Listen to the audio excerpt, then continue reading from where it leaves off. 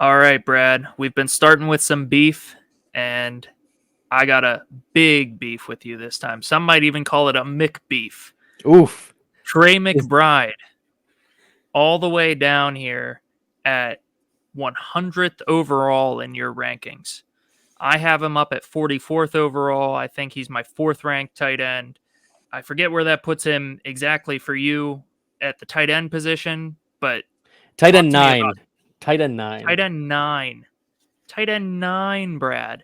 Did you know that after Zach Ertz was injured and then eventually released from weeks 8 to 18, Trey McBride averaged 11.7 half PPR points per game? You want to take a guess where that would have ranked over the course of the 2023 season? Tight end 2. A little higher. Tight end 1.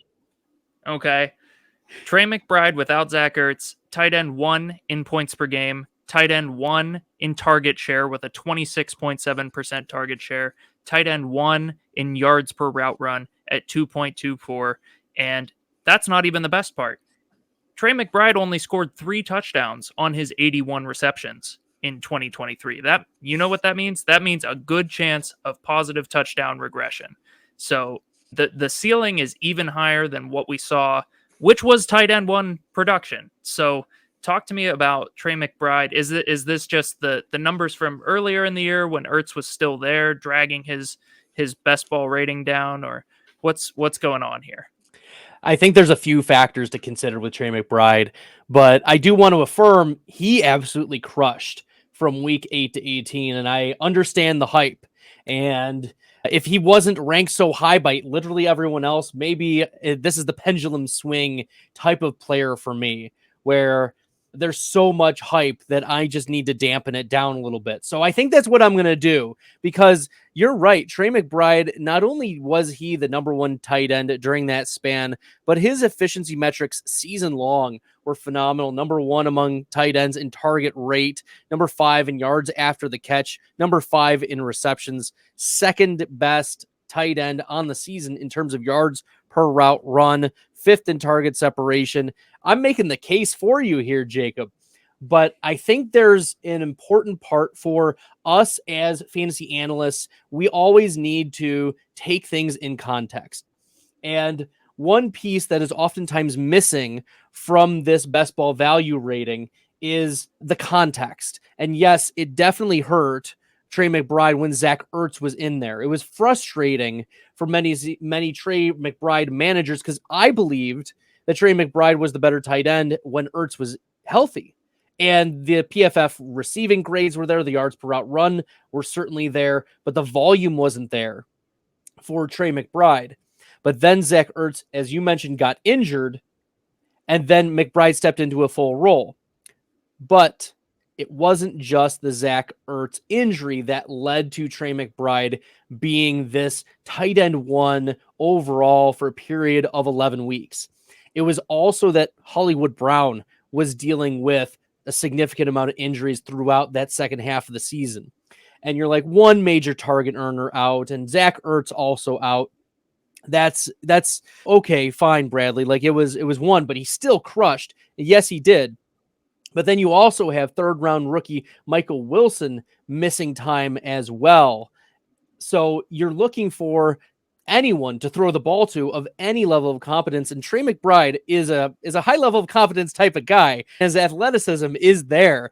89th percentile 40-yard dash, 85th percentile speed score, and we look at the game logs from week 8 on: tight end 1, tight end 2, tight end 11, 7, 3, 3, and 7 among those tight end finishes.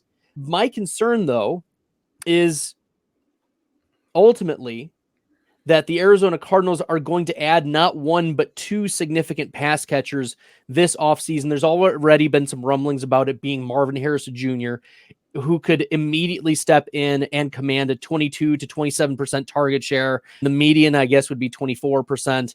He is an immediate target earner, but I think the Cardinals are also in a position, given their cap space, to sign a big-time veteran like a T. Higgins, who is also a 22+% target share earner. They've got the cap space, they've got the draft capital, And I love Trey McBride. I love the efficiency metrics. This is not a falsehood. Like Chigakonkwo, this is not Chigakonkwo of 2022, where Okonkwo was putting up elite efficiency metrics and then completely implodes. Trey McBride will not implode in 2023. He is not a fake, but I think I want to at first steer clear of Trey McBride until we get more answers in this Arizona offense, because he was the only significant asset for many of these games that the Arizona Cardinals were going to throw to. Like Rondell Moore, we know now is nothing.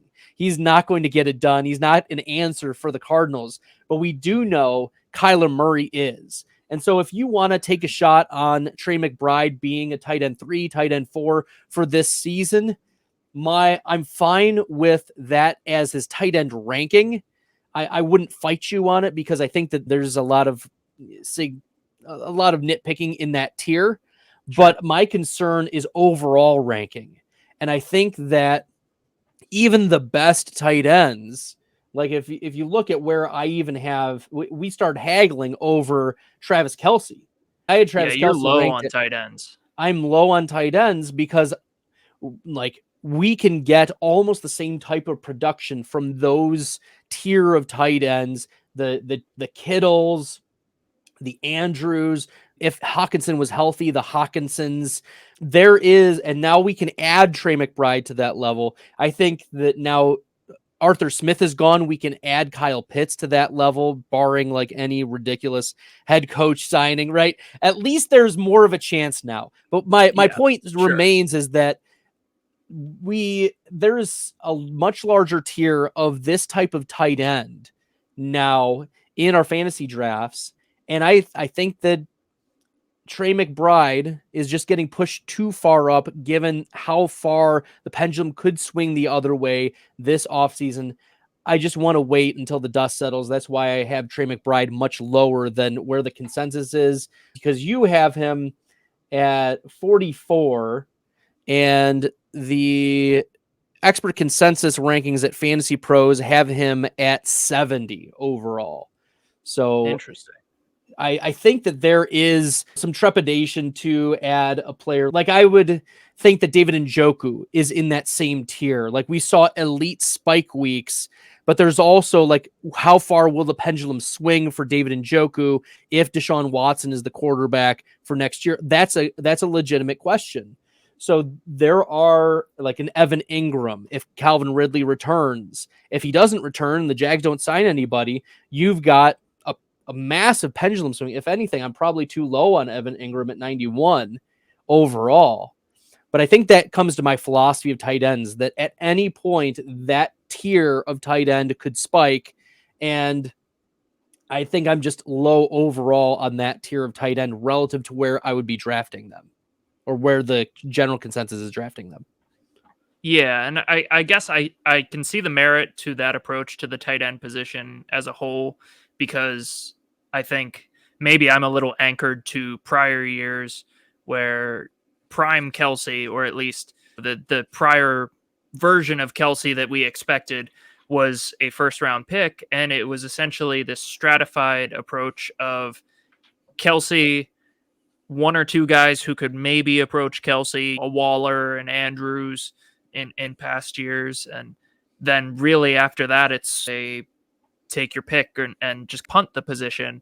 Whereas now there's multiple guys with paths to upside, and we saw it with Njoku this year. Now I think he's more likely to get that pendulum swinging in the wrong direction, just given the likelihood that the Browns' passing volume severely regresses, and some of those games that he had came without Amari Cooper, without Elijah Moore. It's not like there's a whole lot of weaponry on that Cleveland offense outside of Cooper and Njoku in the first place. There's a lot of fragility in the tight end landscape right now. Maybe I can let tight end 9 slide, maybe for McBride, but I don't know if the pendulum swings in the right direction for him. I'm going to be drafting him in the 3rd round probably. Yeah, I will have to say, Jake, that if you look at when I posted my initial rankings of tight ends, the tweet that exploded was about Trey McBride. And literally, so I revealed to the world that I ranked Trey McBride at tight end 9, and 51,000 people saw it. And I'm just going to share with you some of the comments that that came from this. Pull those receipts, Brad. Yeah, I will. One person said you'll end up with 0 McBride if you use this list. Let's see. You need to flip Kelsey and McBride. Let's see what else. Why is McBride down at 9? McBride feels low unless you're expecting Arizona to draft or sign a wide receiver. He's going to dominate targets, which is the primary argument there. This is a really bad first crack at this. This is phenomenal. McBride too low, 8th tight end this season, and basically didn't play until week 7. This is wacky that you don't have Kyle Pitts on this list and McBride is too low. Oh my goodness, this is phenomenal. McBride at 9 is way too low. This is the lowest I've ever seen Trey ranked in my life. Hilarious to see McBride at 9. McBride can't see anything else. Why are you so low on McBride? Like literally Mick top 5, someone commented. It was very controversial. I'll leave it at that. Y'all can check out the rest of the tweets for the comments section, but it's a lot of fun getting some of this engagement, but I don't do it for the engagement. I do it because there were reasons why I thought so. And what McBride put up was certainly tantalizing at the end of last season. No ignoring that. And the efficiency metrics are there. My concern though, is that Arizona had no one else to rely on. And McBride was the most reliable piece of that offense. Also shout out to Kyler Murray. Kyler Murray crushed when he was back coming off of the ACL. So I think that in a second year in the system with more offensive weapons, Hollywood Brown's probably going to be gone from the Cardinals. I think that Arizona overall is a team that I want to be drafting a lot of here in 2023 or 2024. But now I guess I'm not going to get much Trey McBride in the way too early drafts. Hey, you'll get some anyways to correlate for week 17 and get those game stacks in, I'm sure. But speaking of second year in a system, let's continue working our way through the rankings here. And at 60th overall, you have Rashee Rice. This is another one that I have a lot higher. I have him ranked at 29th overall in the middle of round 3 there.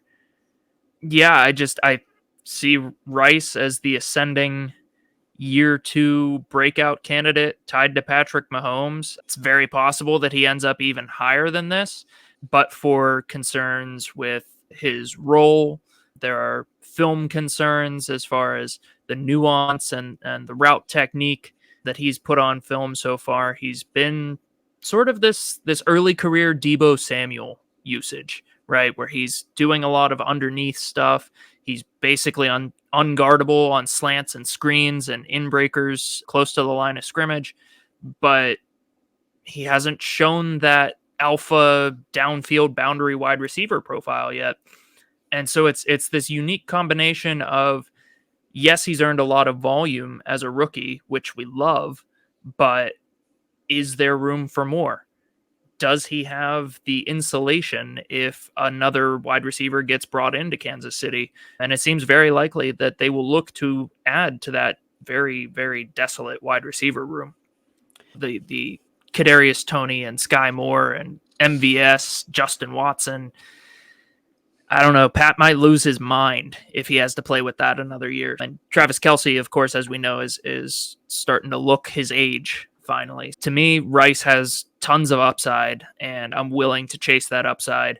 But you have him down at 60, so tell me about it. Yeah, we did see Rashee Rice in this playoff game against Miami really go off as, once again, the lead receiver. And my best ball value rating hasn't adjusted for week 18 or the playoffs yet. That is going to be something that I do include in the best ball value rating because these are games against NFL caliber teams where teams are trying to, if anything, playoff games should frankly matter more because these teams are trying even harder to win, and they're going to funnel the ball to their best players. And it's clear that Rashee Rice is the best receiving option for the Kansas City Chiefs. So once again, this is one of those where I love Rashee Rice, and I wish I wasn't this low on him. So the end of round 5 is where I have Rashee Rice at, and looking at his best ball value rating, he did come on a little late. It was right above, so he's wide receiver 36 in best ball value rating, right above Gabe Davis, right below Christian Watson, trailing Zay Flowers, Jacoby Myers, T. Higgins, but ahead of Terry McLaurin this year, ahead of Cortland Sutton and Brandon Cooks. But once again, you mentioned just earning some snaps. Rashee Rice, wide receiver 79 in terms of snap share this year. He was operating as on an average a wide receiver 3 rotating in for the majority of the season. So in the route participation, only 62% of routes run. But when he was on the field, his target rate was 27.4, 12th among wide receivers. So the efficiency metrics are there in terms of earning targets, and he was 10th among wide receivers in yards per route run. Yes, if he can and will continue to earn those targets, I think I might be a little low on Rashee Rice. However, this is again the pendulum swing argument that how far is Rashee Rice going to get steamed up, especially if he continues to deliver in the playoffs?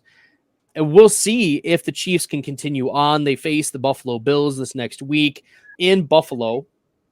But will the Bills be able to take away Rice, or is Rice going to continue to have these big games? And I think that remains to be seen. The Miami Dolphins were not a good defense. They were really banged up. And we saw even a couple weeks before when Rice went off against Cincinnati, right? Cincinnati was not a good defense either. They had pretty much given up on the season at that point. They were, battling for one playoff spot. That was an outside chance. But I would like to, I think the dust needs to settle a little bit more for Rashee Rice. As I said, I love the efficiency metrics, but the volume concerns are there.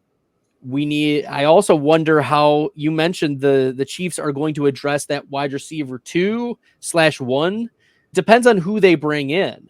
I don't know if Rashee Rice is going to be the alpha. I don't think maybe it's in his profile, but as a 6 foot, 200 pound, probably not. And not super speed guy, 4.51, 40-yard dash.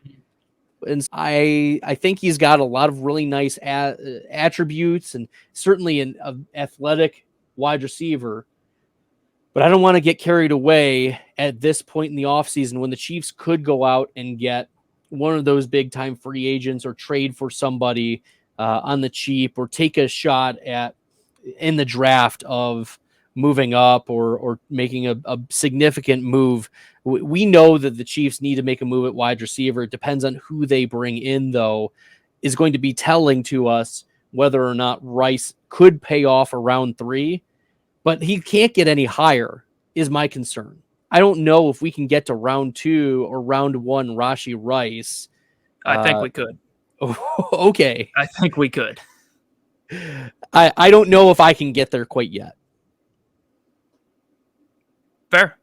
And I just think the way that drafters have treated these year 2 breakout candidates, particularly, even if they're not the wide receiver 1 on their team, if they project for a reasonable target share, if they project for a good offense, which presumably, even if the Chiefs add an alpha wide receiver 1, right? Like a T. Higgins or a Mike Evans. I think that would be worst case scenario for Rashee Rice.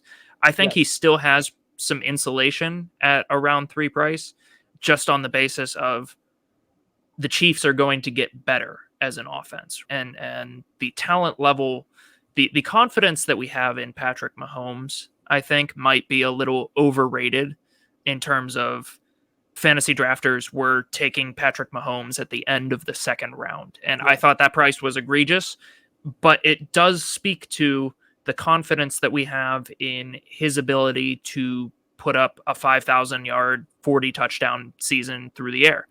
And if it's looking like the Chiefs offense could shape up to do that in 2024, if they bring in the right pieces, I don't see why not for Rashee Rice.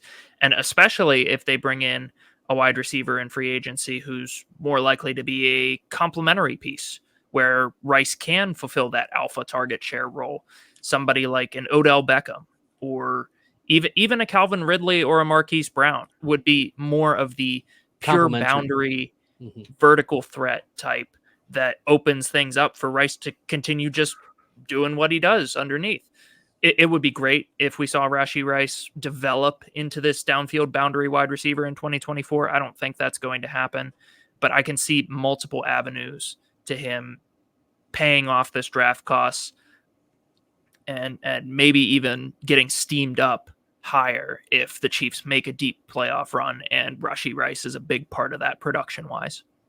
Let's play a game, Jake, without looking at your rankings. So put a blindfold on. Okay. I've got 3 wide receivers, and I want you to we're going to play a game. Rashee Rice or Chris Olave? Rashee Rice.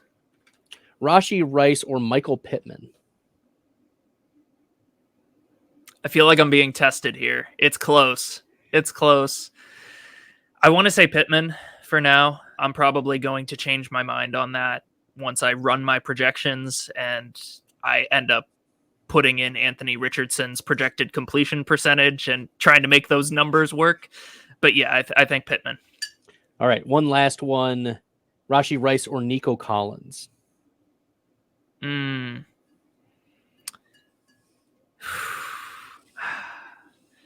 Nico. I'm pretty sure that's not how I have it in my rankings right now, but I would take Nico over Rashee today. Okay, there you go. You heard it here. Nico over Rashee Rice in the 2024 rankings summit.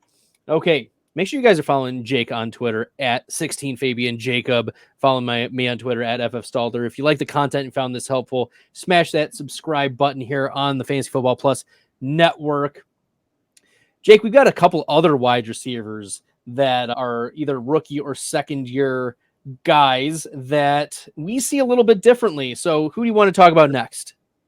Sure. So let's stick in the same range with George Pickens. Played yesterday. Blame the referees for the loss in Buffalo. I think the Steelers have numerous other issues that caused them to lose. George Pickens fumbling, not being the chief one, but one of them. George Pickens, I have down at 73, and you have up at 55. Now, yes. I think this might be a bit of a case of my Steelers fan cynicism creeping in here, right? Where I have no idea who the Steelers starting quarterback is going to be in 2024. I don't know if they will bring back Mason Rudolph. I don't know if they will trot Kenny Pickett back out there. The local rhetoric has been that maybe we haven't seen enough from Kenny Pickett. I've seen enough from Kenny Pickett, personally. We've seen enough from Kenny Pickett, Jake. We've seen enough. He's not good. Yeah, we're pretty sure that if we're starting Mason Rudolph over a healthy Kenny Pickett in a playoff game, that's curtains. But we don't know if they're maybe going to look to add in the draft. Now, the perennial Steelers problem is that they make these late playoff runs and end up drafting too late to get one of the elite quarterback prospects. So maybe that's a Michael Penix, maybe that's a Bo Nix, which doesn't inspire too much confidence for me personally. But it's looking bleak is the point. That's the end point we're trying to get to here is that I don't have a lot of faith in the Steelers passing game.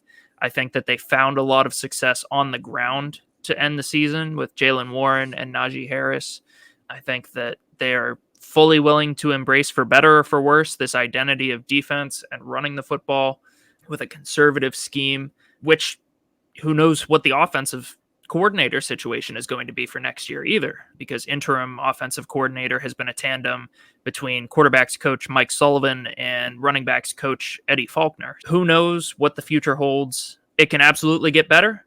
I think it can still get a heck of a lot worse, though. George Pickens for me, he's just, apart from that's all situational concern, right? And then we get into George Pickens, the player, who is pretty much exclusively a boundary wide receiver. He did display a lot more production after the catch this year, going from about 2 yards after the catch as a rookie to 6 this year. His yards per route run increased up over 2 yards per route run, according to PFF. His efficiency greatly improved. It's possible that his average depth of target will continue to fall, but I don't know. I think as long as Deontay Johnson is there, Deontay is the primary layup target guy, and George Pickens is more the earn a living the hard way, contested catches down the field type of wide receiver in this offense. You're right about a lot of things you said about Pickens. He wins along the boundary. He is a high average depth of target type of guy. If anything, like it's going to go down because you can't go any higher. Really, his yards per reception on the season 18.1. Like we're talking almost Deshaun Jackson level on 106 targets. And these rankings, as most people know, are influenced by best ball value. Like if a player spikes, how much is that spike going to pay off for us? And George Pickens, he meddled around in like the wide receiver 30s and 40s, blah, blah, blah, got us like 7 or 8 fantasy points most weeks. But then when he hit massively. And that's why he finished this season through week 17 as wide receiver 21 in terms of best ball value rating. That was better than Kupp. It was better than Devonta Smith. It was better than Jordan Addison or Calvin Ridley. So a back end wide receiver 2 in terms of what he could give you when he explodes. And you just mentioned this season was full of turmoil. Half the season was under Matt Canada. The other half of the season, we don't even know. Like real talk, it was a mess. And while Mason Rudolph played admirably in what he could have done for the last few games, it was a bunch of Mitch Trubisky. It was a bunch of Kenny Pickett. It was a bunch of garbage. George Pickens was delivering some pretty massive spike weeks despite the garbage quarterback play and the bad play calling and that run heavy nature. Like all of these things, he was able to give you some big time games despite all of those things. Imagine a Russell Wilson steps in. Things couldn't be worse than Mason Rudolph. You're like, maybe Russ, blah, blah, blah. I think that would be a significant improvement. I think there's a lot of ways in which Pittsburgh could improve this year from a quarterback play perspective. And if they know right away who that quarterback's going to be, I think the worst decision the Steelers can make is just to continue to muddle around and say, we don't know. It's going to be a quarterback competition, Rudolph and Pickett, because Trubisky's not going to be in there. Or maybe we'll bring in a veteran, Carson Wentz or something. I think that's the worst decision that they can make. But I want to take my chances on these types of players. Remember, last year, so in 2022, George Pickens, it was his first year coming back from the ACL. This was his first year really healthy from the ACL tear.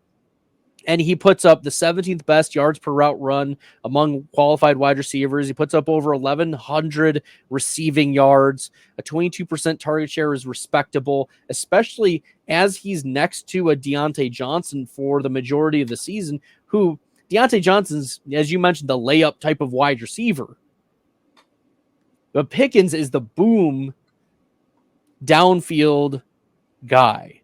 And so of course, my view is slightly influenced by the best ball value rating, but I think that's also what you need to keep in mind of, like, when Pickens hits, he's going to hit much larger than Deontay Johnson, and which is why I have him a little bit higher than I think I have him higher than Deontay here.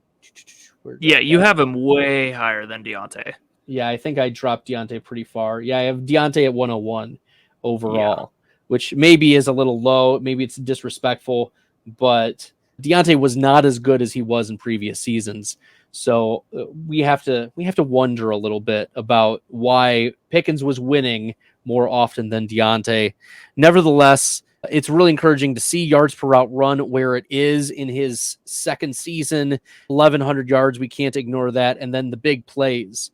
So I want those type of players on my team because let's say things do fall the right way. He has pathway to wide receiver 12 overall on a season. Sure. And so those are the types of shots that I want to take on these. You mentioned young wide receivers in situations that can really only improve. Yeah, give me some George Pickens in round 6. Fair. Now, I will say with just Pickens' profile, I'm not sure the volume is there to sustain a top 12 wide receiver season, just based on his target profile, 106 targets this past year. It's great to see him crack the triple digits there, but just volume wise, he's not really going to, at least in my opinion, as long as Deontay is there. Deontay is that first read option, and the efficiency, like you mentioned, with over 2 yards per route run is great to see from Pickens, and I did also applaud him for that. But like you mentioned, the 18 yards per reception is doing a lot of the heavy lifting there. Can we also just say that George Pickens is a dog? Like, he is an absolute dog. Fair. He is like, it's in the terms of like dog rating among wide receivers. I don't know if there's one that's higher than George Pickens. Like, maybe, okay. I think it's Pickens and then Trey Palmer in the dog rating. Like, of just like, woke up pissed off. He woke up pissed off. That's right, Jake. You saw. Yep. When I saw that he woke up pissed off, I was like, it's going to be a big Trey Palmer day. And what does he do? 56-yard touchdown, baby. And in fact, I think it's at FF Gator did the research, and he noticed every time that Pickens tweeted, he woke up pissed off, he scores a touchdown in that game. So shout out to Trey Palmer and the Tampa Bay Buccaneers for upsetting the Philadelphia Eagles. Yeah. Speaking of upsetting, Jaden Reed's usage this past weekend. My goodness. I have him ranked all the way up at 46th overall, and I think that ranking is going to be coming down despite the very impressive rookie season that he put up. Looked to me like he was going to be emerging as the Green Bay Packers wide receiver 1 for next year, with Christian Watson's health issues and Romeo Doubs just being and 24.4% targets per route run, 2.06 yards per route run, both inside the top 30 at the wide receiver position, top 25 and half PPR points per game this year for Reed. Usage both in the receiving game, the running game, deep, short, intermediate. He was really doing it all, a lot of it out of the slot, and that turned out to be the Achilles heel. Some of it was positive game script against Dallas, which not many people expected that, but I did. Dallas. Let's go. Go Pack, go. Let's go. Yeah. Come on, go Packers. Yeah. Love the G-men. Yes. Come on, baby. Anything to see Jerry Jones cry, baby. Let's go. Yeah, an excellent call by you. But we saw Jaden Reed we didn't see Jaden Reed, I should say. Because the goose egg. He was pretty much being used exclusively as a slot receiver with Christian Watson and Romeo Doubs healthy, with Luke Musgrave and Tucker Kraft both on the field a lot in 12 personnel. So I have a bit more concern with Jaden Reed's role. It'll be interesting to see how the Packers deploy their offense next week against the 49ers in what projects, who knows, maybe Brad has another spicy prediction on store for us, but what is more likely to be a competitive game here with some potentially trailing game script for the Packers. I think I will be capitulating here on this Jaden Reed ranking, but what are your thoughts on Reed, Brad? I didn't even have to make an argument to Jake, and he's already capitulating. This is wow. Just let this happen every time, Jake. Yeah, just let me talk for long enough, and I'll let you talk my way into or out of any player. This is excellent. No, Jaden Reed. I love Jaden Reed. Let's just get that out of the way. I think he's an excellent talent, 2nd round pick out of Michigan State. Super speed. We saw manufactured touches for him. But the majority of his damage, and once again, all of this is going to be context and why it's so important for us in the offseason it is important for us in the offseason to do projections, because what we find is that some of these projections, we can't just say this player got this percentage of the targets and this player got this percentage of the targets. Therefore, they're going to get, let's say 25 and 25. They're both going to get 50. That's not how it's going to work out. And that's what we can see from the Green Bay Packers ultimately, that Jaden Reed was playing a lot in the 75% of his snaps come out of the slot on the season. But you mentioned the 12 personnel with Tucker Kraft and Luke Musgrave now back. Both Musgrave and Kraft, very good tight ends. Musgrave, second-round draft capital, third-round draft capital for Tucker Kraft. And these players deserve to be on the field, all of them, because they're all very good. It's a good problem to have. The Packers are actually in a really good spot on offense, because then defenses don't know who they have to defend. And that's what we saw so much in Dallas is Musgrave is wide open.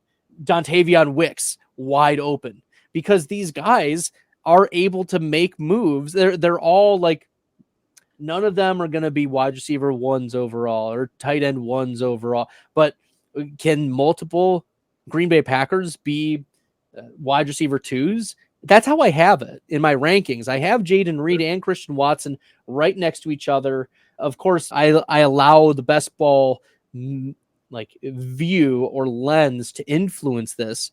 But Christian Watson, the reason why I have him just slightly ahead of Jaden Reed is because of the massive spike weeks.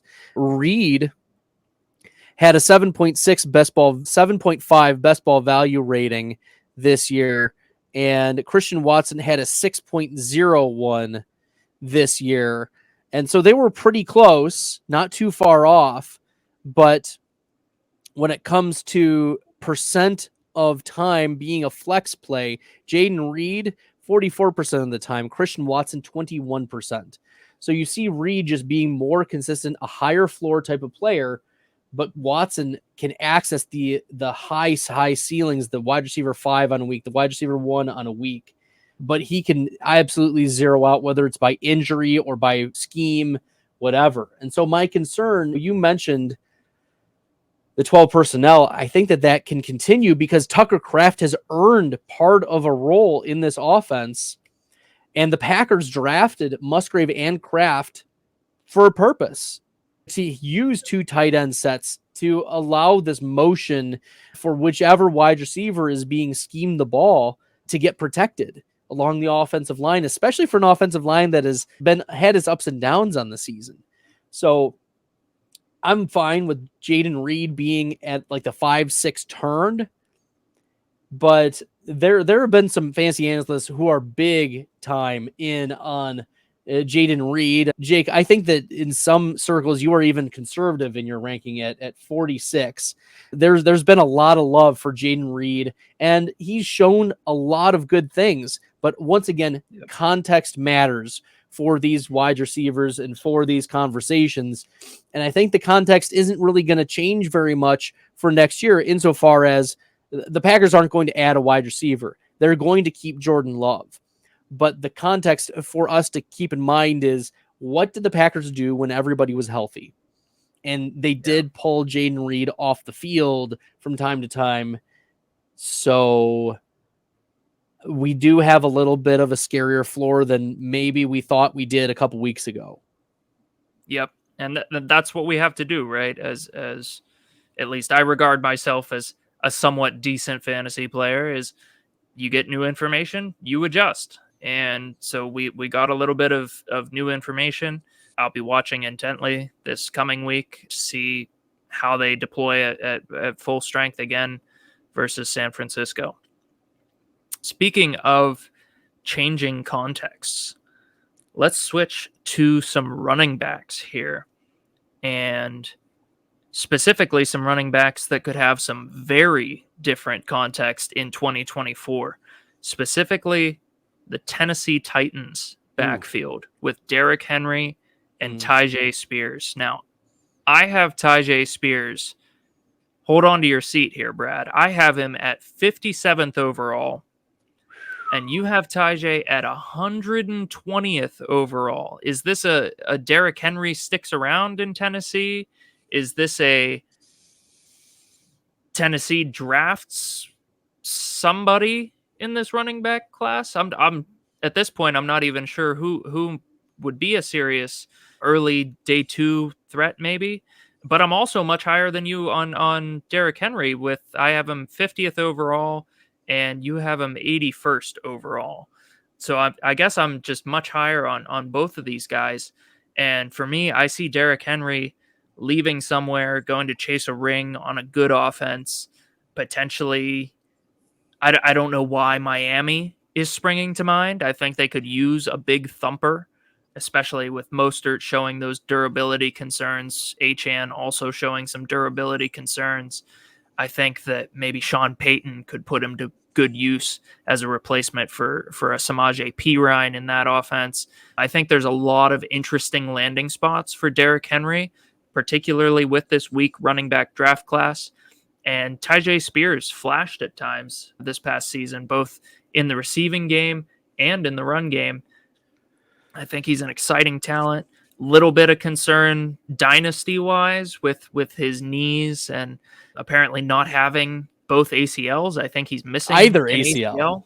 Either ACL, no ACLs whatsoever. So maybe a dynasty concern there. But for 2024, man, I think it's wheels up for Tyjae Spears.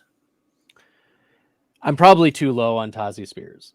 But my concerns with Tazi Spears are that he's not built to handle the load long term. His player profiler comp, we're not going to like this. His player profiler comp is Myles Gaskin. And Gaskin, hey, Myles Gaskin put up an RB1 season though. He most certainly did. For one season, he was RB10 in 10 games. So let's put some context to this. Gaskin played 10 games in 2020. He was 4.1 yards per carry. He had 41 receptions and 5 touchdowns, which in small spurts could be extremely effective. And that's what I think Tazi Spears can fit in terms of what can he offer to us. Small spurts of very high level production. This is a player that finished 6th among running backs in yards per touch, 26th in true yards per carry, so a running back 2-ish level, 7th among running backs in target share. I look at Tazi Spears and I say, you know what, this is a guy who can be, I don't think he's going to be Austin Eckler, but he can be a high target earner. If he can fall into the end zone and get some goal line carries, we could be talking about a top 12 running back. But I think what's more likely is that the Tennessee Titans bring in or draft a running back that complements Spears. Like, I don't think it's going to be necessarily Austin Eckler level, but you knew that the Chargers were always trying to look for that between the tackles grinder guy who can take the bigger hits. Spears can't afford to take the hits. He's 5'10", 200. And you mentioned no ACLs. Our concern for him for dynasty is certainly there. An amazing burst score, 91st percentile. I don't know if you saw at the Senior Bowl, but he had one of the nastiest jukes I've ever seen. And Spears can do all of those things, but I don't think as a long-term answer, he can hold up for 17 games and get 15 carries a game and also some target share. I wonder, and as I said, I'm probably a little too low on Spears, but again, I think the market is going to be so hot for Spears that it's going to be a disappointment, most likely, because a lot of fantasy analysts are projecting that he's going to fit into this high level of efficiency and he's going to get the high volume touches. And I don't know if that's going to be the case, like Tazi Spears or Joe Mixon for next year. Like Joe Mixon for me. Yeah, I think it's Joe Mixon, right? Because wherever he's going to land, someone's going to bring him on and be a between the tackles grinder, but he's also been able to catch the ball out of the backfield, and he's trusted around the goal line. So I think that those higher potential rushes are there for a Joe Mixon type. And I could see Spears, just his value plummeting. I don't think that we're necessarily going to see him this low. I think I do need to move him up. Probably Tazi Spears or Aaron Jones. Tajay Spears. Interesting. I think I'd still have Aaron Jones. So I don't know if I can get into like the top 80 for Tazi Spears at this point, but I maybe I am too low. But Derrick Henry, I've also been low on, more so because of his efficiency metrics. 41st among running backs in yards created per touch, 41st in true yards per carry, 38th in yards per touch. His juke rate was 24th among running backs. And look, he can have his breakaway runs. That's fine. But he disappeared in some games. He almost never disappeared in previous seasons. He was always going to give you some very good volume. And I think that speaks to his vulnerability as a fantasy asset. And Derrick Henry, now 30 years old, 5 screws in his foot. He did miss half of a season a year and a half ago. So a player that has some red flags from an efficiency perspective, probably changing teams. And the worst case scenario for Derrick Henry is Dalvin Cook 2023, where we saw Cook have a solid efficiency or a low efficiency metric season on a high volume, and then he moves teams in the next season. I'm getting dive-bombed by spiders. They disagree with this take. And he moves teams and is eventually faded out because he's not giving the juice that the team was hoping for. I think that Derrick Henry, I'm worried that he will be Dalvin Cook 2023. Sure. And those age concerns are always present for older running backs, right? Where once you start getting into the 28, 29, 30 range, the cliff comes fast.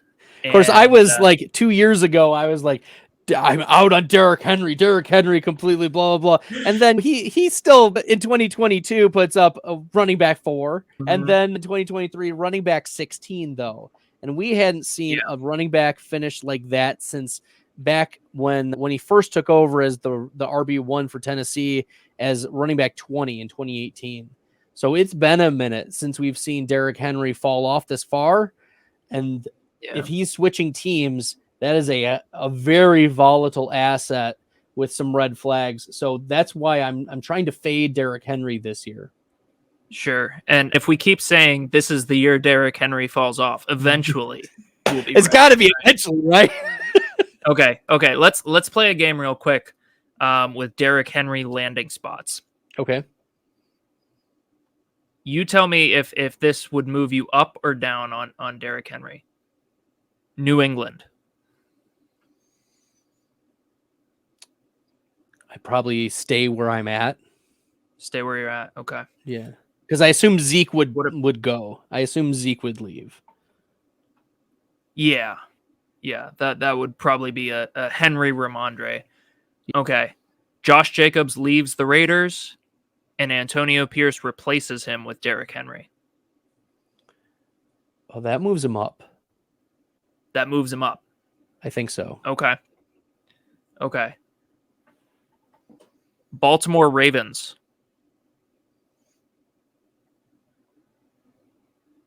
Paired with Lamar.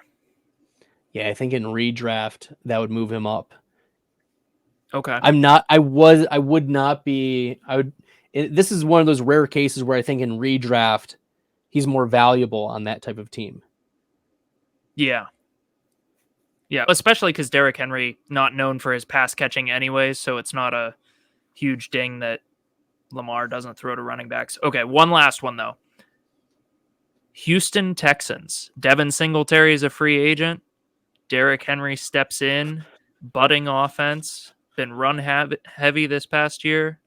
Yeah, I think I moved Derrick Henry up. Okay.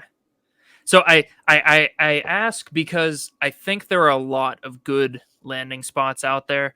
I came off the wall with the Miami Dolphins ones, but as I sit and think about it, I think there are a lot more where we get a Derrick Henry potential revival season, or at the very worst we get like a Tony Pollard 2023 season, right? Where obviously not the same archetype, but we'll still get all of the volume, we'll get all of the high value touches. It would be extremely disappointing as a second round pick, but in that running back dead zone range, that 5th, 6th round ish, I think Derrick Henry could be a very attractive pick heading into 2024. Okay, fine. If we're gonna play a game, let's play the game. Derrick Henry or Joe Mixon. It's Mixon for me by a hair, just because Joe Burrow healthy, that offense fantasy points go Burr, and Zach Taylor loves to just pound Joe Mixon into the offensive line until he gets in on 4th and goal. Derrick Henry or David Montgomery of the Detroit Lions. I think Jahmyr Gibbs is going to eat away more of the role in that backfield. Give me Henry over Montgomery. Okay, last one. Derrick Henry or James Conner. That one's Henry. I love me some James Conner, but that one's Henry for me. Okay. Yeah. Okay. How about some rookie talk? Okay. We've got a whole bunch of rookie wide receivers here in your top 100. Yes. And some of them I think we'll definitely update as the draft process gets going and we get more accurate mock draft data. But let's just talk wide view philosophically. Sure. Why, if we're the viewers, you explain why we should be aggressively targeting these rookies, especially this time of year in drafts. Yeah, I think draft capital is going to be key for us, which is why monitoring these mock drafts, especially as we get closer to April, we want to be taking guys who are projected 1st or 2nd round wide receivers. And there's, based on the very early, we're talking mid-January right now, mock drafts, there's going to be plenty of these type of wide receivers that end up landing in what could be very juicy spots, and especially some that are drafted in the back half of the 1st round, which could be better landing spots. We assume that it's going to be Marvin Harrison Jr. near the top. We mentioned earlier, possibly Arizona. Malik Neighbors has been tied to the LA Chargers, among other places, but any of these wide receivers, the Keon Colemans of the world, the Xavier Worthies, Jalen Polks of the world, sometimes you don't know where they're going to be landing, and you want to be based on the talent or the draft capital. So the location is something to keep in mind. Like, obviously, it didn't take a lot for Jaden Reed to elevate. He had Christian Watson injury, and we knew Romeo Doubs was not going to step in and be an alpha, despite all the mentions in my Twitter timeline this offseason. I remember a tweet I sent out, and I'm like, Romeo Doubs doesn't have the upside that you think he does. And the amount of people in the mentions saying, Romeo Doubs, blah, blah, blah, he's going to be so amazing. And I'm like, no, he was, when he was healthy, he was arguably the worst wide receiver in the NFL his rookie year. He has certainly taken a step forward, but there was a nice little pathway for a player like Jaden Reed, who got 2nd round draft capital, or a Jordan Addison, who we saw Justin Jefferson miss half of the season. And Addison talented himself, a little raw based on, if you look at his route running, and he seemed to just be winning some deep balls, but also the injuries to Kirk Cousins limited him in the second half of the season. But there was pathway for Jordan Addison to absolutely spike, and we did see a 7.6 best ball value rating from Addison, which put him in the top 36. Same thing with Zay Flowers, and I am a little lower this year on Zay Flowers, but a 6.1 best ball value rating in some weeks. We saw him be the number 1 target earner, especially with Mark Andrews out. And Jake, you should see my mentions where I had Andrews, I think tight end 2 or tight end 3, and the people were hating on it. They're like, how can you have a piece of glass as your tight end 3? And so if the general public is believing these things about injured players or players who have history of injuries, like we knew Christian Watson coming into 2023 had hamstring injuries previously. Right. If you find yourself in these situations where injuries had previously happened, and there's a very nice pathway, let's even take a step back from wide receivers even further. Keaton Mitchell, we were waiting for J.K. Dobbins. J.K. Dobbins out for the season. There's some muddling with Justice Hill, muddling with a few other running backs in that backfield, but it was Keaton Mitchell season until he himself got injured. So there is a quick churning over, and especially as we're drafting very early, these guys are probably going to go undrafted if you're not doing your research in the way too early best ball leagues that do have rookies drafted or rookies in them. And the deadline to declare, was, I think it was this past, was yesterday. It was the deadline to declare. So we've got now for certain which rookies are going to be in these drafts. And if they're mock drafts or getting them in the first and second round, you have an advantage to drafting even just 1 or 2 more rookies who are projecting to get first or second round draft capital over the field, because that's your leverage. You not only have a player who could be good based on the draft capital that's projected, but also you have a leverage on the field for he's not being drafted in every draft. And so you've got some leverage with drafting a lot and just rotating through. You don't have to take 17 rookie wide receivers to round out your draft. But if you've got your rotation, even without scouting, like I haven't done my full rookie wide receiver scouting yet, it's fine. Sure. Allow the mock drafts to do some of that scouting for you initially until we get more information, until we get the Senior Bowl and the Combine, and then we get draft capital. And then all of that information can accumulate and change your opinion a little bit, and we'll find out. And then, of course, we get the NFL draft where location can be very key. But sometimes location is not going to matter. Like Quentin Johnston, he was bad this year. He was very bad this year and was not able to possible landing spot. Yeah, it was a great landing spot.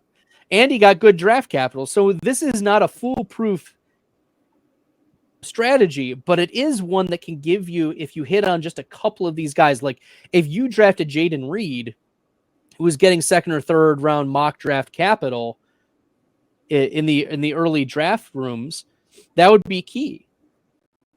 Or the situation where landing spot was not great, like Jackson Smith and Jigba, right? Smith and Jigba only a 1.12 best ball value rating. Compare that to Addison at 7 and Zay at 6, or like Rashee Rice had a 5.9 best ball value rating this year. But remember, we talked about him earlier where he only played 60% of snaps on the season. So there's certainly a pathway for many of these second, third, first round draft capital wide receivers to give you leverage in these early drafts, in these early rankings, which is why I do have many of these rookies ranked much higher, because I want you drafting them. I want you to be familiar with these players that are getting mocked in the first, second, or third rounds of at the NFL draft. And you don't have to take all of them. Just rotate through a couple of them. And as you do more of your scouting and as you do more of your research, you're diving deeper into your film grades and your process. And as we get more information, but getting some shares of these players where the field is not can give you a significant step forward over your league mates. Absolutely said. And just adding on to that is that so often I think we get anchored to our initial scouting assessments, particularly with guys like Jackson Smith and Jigba, where we finally did get that landing spot and it wasn't great. They're like DK Metcalf and Tyler Lockett were very well-established NFL wide receivers. And I know that some people might point to Jamar Chase landing with Tyler Boyd and T. Higgins. It's not the same. It's not the same. It's not the same. JSN wasn't the same as a Jamar Chase. Tyler Lockett and DK Metcalf are better wide receivers relatively than T. Higgins and Tyler Boyd. It's important to take all of these things into consideration and get these initial assessments.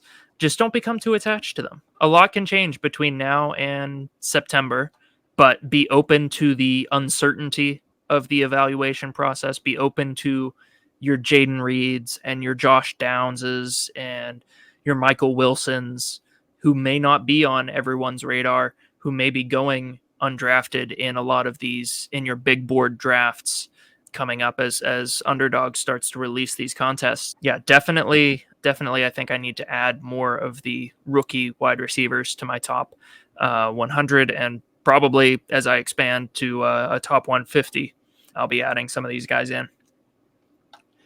And that's why you should go to fantasyfootballplusnetwork.com. I have my draft rankings up on the website.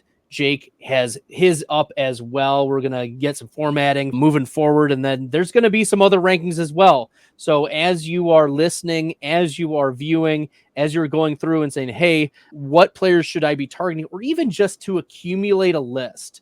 Like maybe you don't have the time to sift through all of these mock drafts, but you want to know who are some of these rookies that I need to keep my eye on, or maybe just rotate through in my end of draft cycle, that we have those here for you. So go to fantasyfootballplusnetwork.com, and then we're going to be adding a lot of things on that website over the course of time. Jake is, I am, other contributors as well are going to be adding pieces of content to that website. So make sure you guys are checking it out, fantasyfootballplusnetwork.com. Any last words, Jake, before we call it for the night? No, just we'll be getting those rankings formatted, and check out the site. I'll be starting my projections process here shortly. We'll see how that generates some movement in the rankings. I'm a very projections-based guy, so sometimes that's a little limiting, but more often than not, I find it very insightful just to put some numbers to the names and have that as a touchstone for my rankings. Keep an eye out, and we'll have those up soon for you guys. All right, till next time, on behalf of Jake, I'm Bradley. Make sure you're following Jake on Twitter at 16FabianJacob. I'm Bradley. Follow me on Twitter at Stalder. Till next time, good luck in the fantasy football streets, everybody.